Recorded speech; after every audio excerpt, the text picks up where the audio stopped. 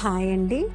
తిరుపతి జిల్లా పుత్తూరు పట్టణం కృష్ణానగర్ 3వ వీధిలో శనివారం రాత్రి ఇద్దరు పిల్లలతో తల్లి ఆత్మహత్య చేసుకుంది. కృష్ణానగర్లో నివసిస్తున్న శివశంకర్, పద్మలు ఒకే కాలేజీలో డిగ్రీ చదువుతూ ప్రేమించుకున్నారు.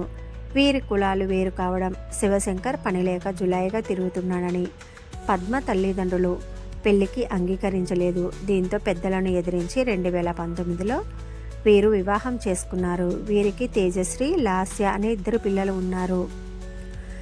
భర్త సంపాదన సరిపోకపోవడం, అప్పులు ఎక్కువ అవ్వడం, భర్త ఏ సంపాదన లేకుండా ఉండడంతో తీవ్ర మనస్తాపం చెందిన పద్మ పిల్లలకు ఉరివేసి తాను కూడా ఉరివేసుకొని చనిపోయారు. భర్త వచ్చి ఇంటి తలుపులు ఎంత కొట్టినా తీయకపోయేసరికి తలుపులు పగలగొట్టి లోపలికి వెళ్ళగా తల్లి కూతుళ్ళు విగత జీవులుగా కనిపించారు.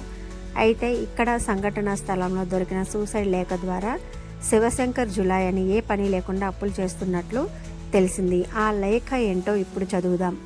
ఇంట్లో పెద్దలను ఎదిరించి పెళ్లి చేసుకున్న ప్రతి ఒక్కరికి నా జీవితం ఓ గుణపాఠం. లవ్ మ్యారేజ్ చేసుకున్న నా భర్తకు అన్ని అవలక్షణాలు ఉన్నాయి. అప్పులు చేసి తీర్చలేనని చేతులెత్తేశాడు.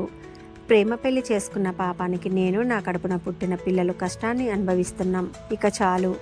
నేను చనిపోయాక ఎలాగో రెండో పెళ్లి చేసుకుంటావు, ఏసారైనా లైఫ్ సెటిల్ అయిన తర్వాత చేసుకో అని సూసైడ్ లేఖ రాసి ఇద్దరు పిల్లలకు ఉరివేసి ఆత్మహత్య చేసుకుందా ఇల్లాలు.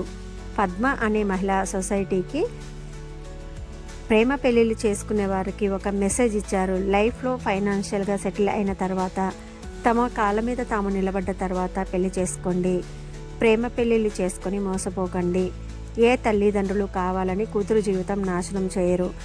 వారికి కూతురు జీవితాన్ని ఎలా ముందుకు నడిపించాలి, ఎలాంటి వ్యక్తితో పెళ్లి చేయాలో బాగా తెలుసు. అందువలన ప్రేమ పేరుతో మోసపోయి జీవితాలు నాశనం చేసుకోకండి. ప్రేమ పెళ్లి చేసుకున్న పాపానికి అభం శుభం తెలియని పిల్లల నిండు జీవితం కూడా నాశనం అయిపోయింది.